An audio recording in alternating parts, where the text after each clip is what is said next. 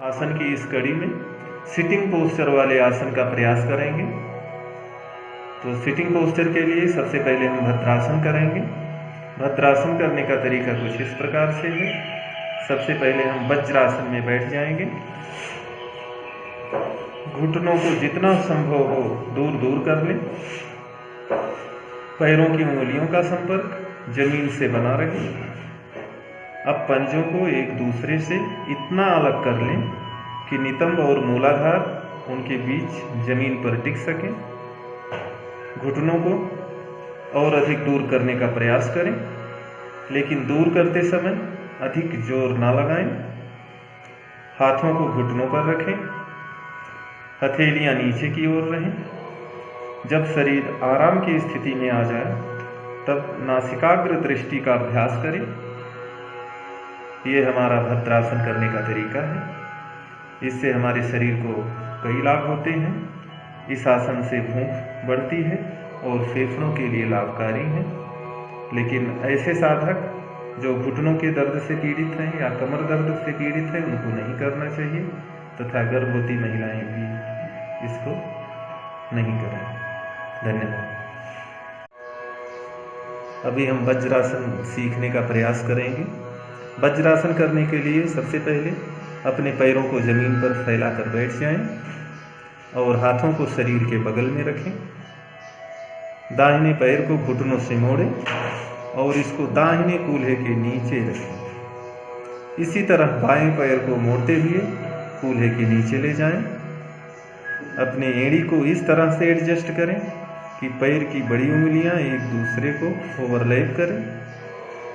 अपने बटक्स को एड़ियों के बीच में रखें।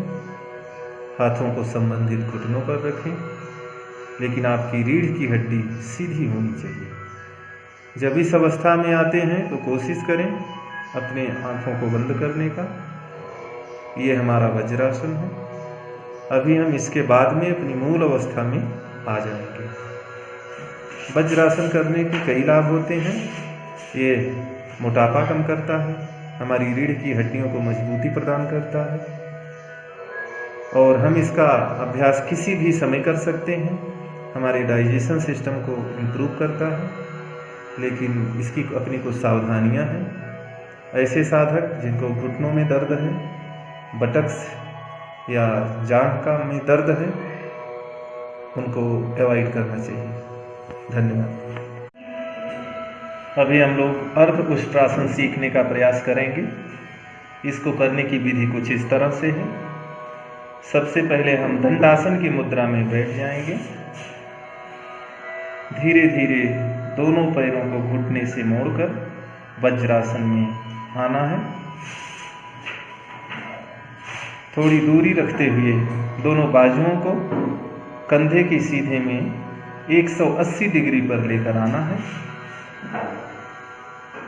ये हमारा अर्ध उष्ट्रासन हो। अभी इस आसन से निकलने के लिए हम अपने मूल अवस्था में आ जाएंगे। इस आसन को करने से कई लाभ होते हैं।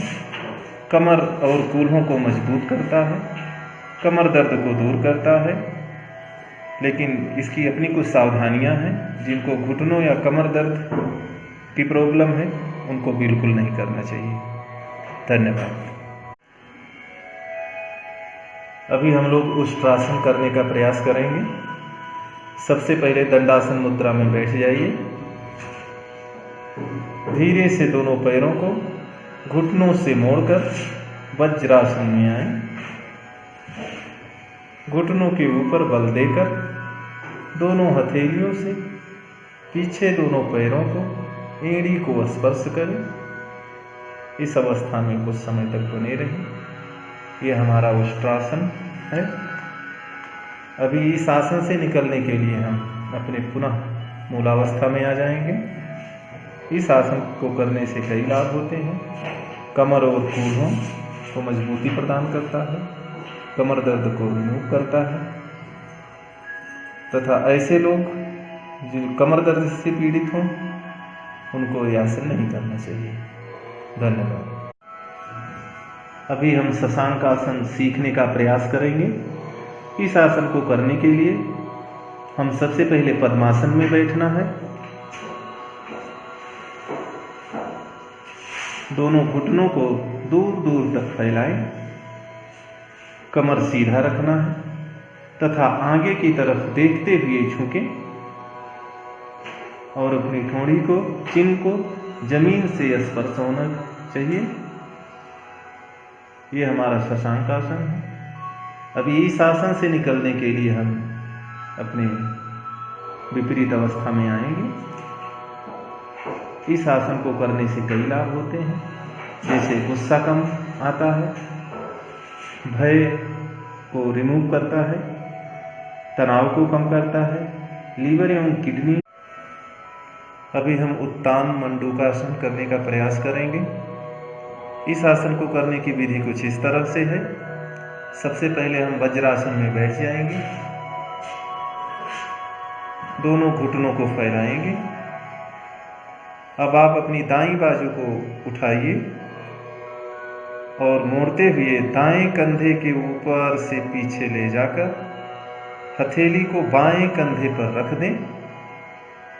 उसी तरह से अब आप बाईं बाजू को मोड़ें तथा ऊपर से ले जाकर हथेली को दाएं कंधे के नीचे रखें।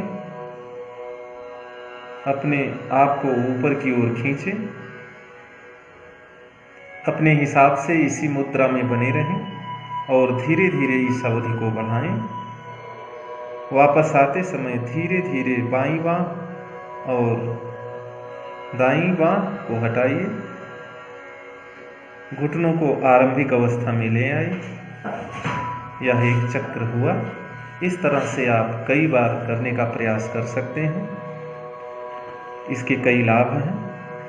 ये पीठ दर्द, गले दर्द और कोहनी के दर्द में, कंधे के दर्द में काफ़ी गुणकारी है तथा पेट की चर्बी को कम करता है। लेकिन ऐसे साधक जो कमर दर्द, घुटने के दर्द, कोहनी के दर्द से पीड़ित हों, उनको नहीं करना चाहिए। धन्यवाद।